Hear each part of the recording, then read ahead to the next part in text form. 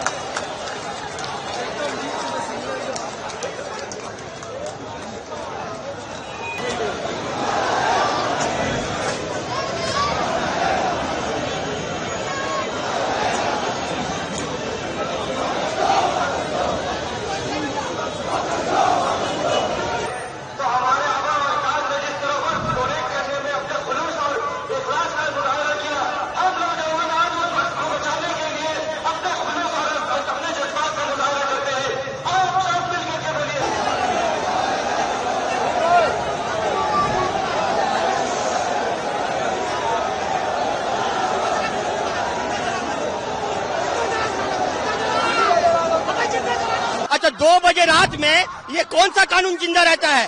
ये 2 बजे रात में कौन सा कानून जिंदा रहता है? लोग का जो बिल जो है पास करा लिया जाता है।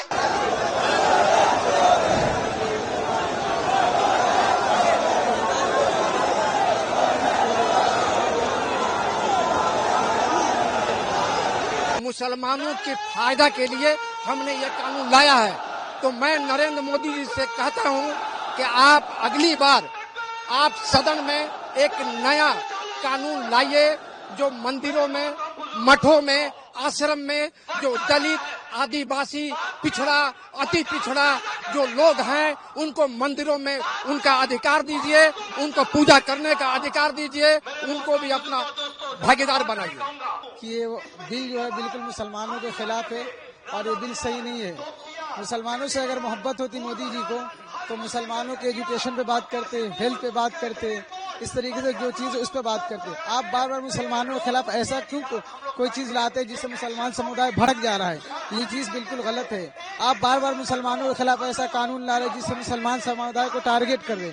आप एजुकेशन पे बात कीजिए, आप देश में नौजवान बेरोजगार उस पर बात कीजिए, बीमारी पे बात कीजिए, लेकिन आप उस पर नहीं बात करते। कभी तिल पर तलाक लेके आते, कभी राम मंदिर लेके आते, कभी आप स्टूडेंट को रास्ते पर उतरने में मजबूर करते। आप देश के प्रधानमंत्री, आपको तो सबको लेके चलना था, लेकिन आप मुसलमानों के खिलाफ बार बार कानून बना रहे हैं। तो ये कानून बिल्कुल गलत कानून है।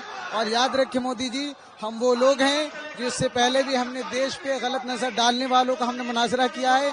हमने उसके सामने डट के खड़े हुए और इस बार भी पूरी ताकत से हमारी पूरी जमीयत, हमारे पूरे भाई और हमारे पूरे उलमा, हमारे हिंदू भाई भी, हमारे सिख भाई भी, जो भी है इस देश का वासी है, सब इस बार इंशाअल्लाह पूरी ताकत के साथ इस जालिम हुकूमत को जवाब देने के लिए तैयार है। इससे पहले भी हमारे अकाबिर ने इस मुल्क को बचाया है और इंशाअल्लाह ताला इस बार भी इस मुल्क को हम बचाएंगे और पूरी ताकत से, अपनी जान से, अपनी माल से, अपनी इज्जत से इस पूरे मुल्क की हिफाजत करने के लिए हम तैयार हैं इंशाअल्लाह ताला। सबसे पहली बात आपके मीडिया के माध्यम से तो मैं ये कहना चाहूँगा कि आज हिंदुस्तान में एक ऐसी सरकार है जो सरकार जिन लोगों को जो बिल नहीं चाहिए वो सरकार लेके आती है। लोग बोल रहे हैं, चिल्ला रहे हैं कि हमें ये ऐसा बिल, ऐसा कानून नहीं चाहिए, लेकिन वो लेकर के आ रहे हैं। जैसे मिसाल के तौर पे किसानों के लिए बिल लाया गया, किसानों को नहीं चाहिए वो बिल, किसानों ने प्रोटेस्ट किया, वो बिल को उनको वापस लेना पड़ा। मुसलमानों के लिए 3 तलाक का बिल लेकर के आए, मुसलमानों को नहीं चाहिए, हम अपने शरीयत के कानून पे चलना चाहते हैं। लेकिन कुछ मुसलमान जिनको इन लोगों ने खरीद लिया है उसको मीडिया के सामने ला करके वो वो बताना चाहते हैं कि ये जो 2-4 मुसलमान जिनको उन लोगों ने खरीद लिया है, यही एक्चुअली सब मुसलमान के नुमाइंदे हैं जो है। ऐसा नहीं है। आज जो वक्फ बिल इन लोगों ने लाया है, जो लोकसभा में पास किया गया जो है, मैंने कल अमित शाह का भाषण देखा। अमित शाह बोल रहे हैं कि वक्फ जो है कोई गैर मुस्लिम उसमें वक्फ नहीं करेगा। मैं कहना चाहता हूं कि जो गैर मुस्लिम लोग हैं वो क्यों वक्फ करेंगे? वक्फ जो है मुसलमान करते हैं, लेकिन वो बोलते हैं कि ये मुसलमानों का जो वक्फ बोर्ड है उसमें गैर मुस्लिम, क्रिश्चियन कोई भी वहां पे आ सकते हैं। तो मैं कहना चाहता हूं कि किसी भी बोर्ड में जो एक धर्म विशेष का बोर्ड है, उस धर्म विशेष के बोर्ड में दूसरे धर्म के लोग कैसे अपॉइंट किए जा सकते हैं? जैसे कि मठों में क्या मुस्लिम को अपॉइंट किया जा सकता है? उनकी कमेटी में, उनके बोर्ड में क्या मुसलमान को अपॉइंट किया जा सकता? क्या सिखों के गुरुद्वारा की जो कमेटी होती है उसमें क्या मुसलमान या हिंदू को अपॉइंट किया जा सकता? नहीं किया जा सकता। ठीक उसी तरह से हिंदुस्तान में जो वक्फ बोर्ड जो हमारा है, वक्फ बोर्ड में किसी भी तरीके का जो नॉन मुस्लिम है उसको एक्सेप्ट नहीं किया जा सकता। वक्फ बोर्ड क्या है ये जानना चाहिए लोगों को। हम लोगों ने जिन लोग हमारे अब्बा अजदाद ने अपने कौम और कौम के मिल्लत के भला और फलाह के लिए अपनी जमीनों को, अपनी जायदाद को वक्फ किया ताकि उससे कौम और मिल्लत का भला हो सके। लेकिन आज नरेंद्र मोदी ये सियासी खेल खेल रहे हैं और हिंदू मुस्लिम के बीच में डिवाइड एंड रूल की पॉलिसी को अपना करके वो सत्ता में बने रह जाना चाहते हैं।